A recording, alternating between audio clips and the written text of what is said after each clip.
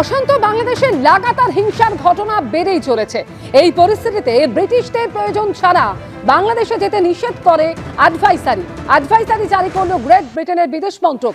বাংলাদেশে গেলেও নির্দিষ্ট কিছু স্পর্শকাতর এলাকা এড়িয়ে চলার পরামর্শ দেওয়া হয়েছে। অ্যাডভাইসারিতে বেশ কিছু জায়গায় সন্ত্রাসবাদীদের হামলা চালানোর চেষ্টা করতে পারে বলে সতর্ক করা হয়েছে। জনবহুল এলাকা, ধর্মীয় ভবন, রাজনৈতিক সমাবেশগুলোতে নির্বিচারে সন্ত্রাসের আশঙ্কা প্রকাশ করা হয়েছে। সংখ্যালঘুদের উপর হামলার বিষয়েও সেখানে উল্লেখ করা হয়েছে।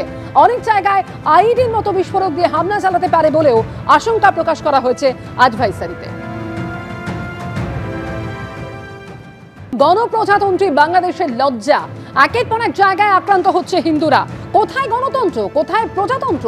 সশস্ত্র মৌলবাদীদের তাণ্ডব চলছে, আর সেই জায়গায় নীরব দর্শক পুলিশ এবং সেনা।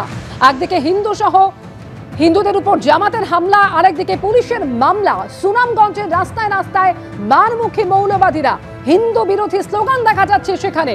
হিন্দু সংখ্যালঘুদের বিরুদ্ধে অ্যাকশন চেয়ে মৌলবাদীরা তাণ্ডব চালাচ্ছে। হিন্দুদের উপর লাগাতার হামলা, মন্দির ভাঙচুর করা হচ্ছে, লুটপাট চলছে, কিন্তু সেনা এবং পুলিশ নীরব দর্শকের ভূমিকা পালন করছে। জলপাইগুড়ি লাগোয়া বাংলাদেশের নীলফামারীতে কট্টরপন্থীদের দাপাদাপি। বেছে বেছে হিন্দুদের উপর হামলা হচ্ছে, একের পর এক বাড়িতে আগুন লাগিয়ে দেওয়া হচ্ছে।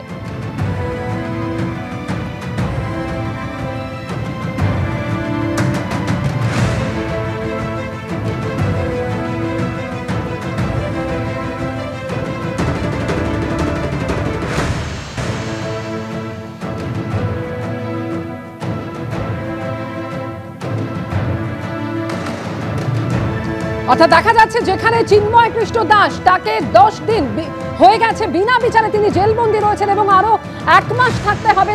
তার কারণ ইতিমধ্যে আপনারা জানেন যে জামিনের আবেদনের যে শুনানি তা পিছিয়ে গিয়েছে 1 মাস, 2রা জানুয়ারি।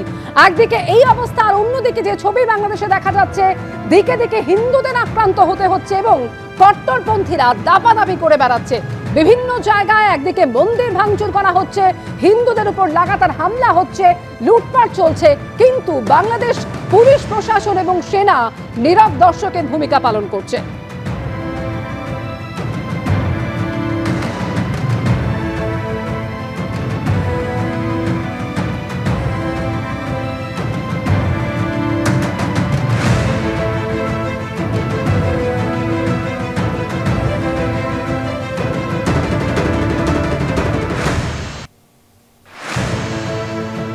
আর বাংলাদেশের এই পরিস্থিতি, ভারত বিদ্বেষ, তার পিছনে কি পাক উস্কানি রয়েছে?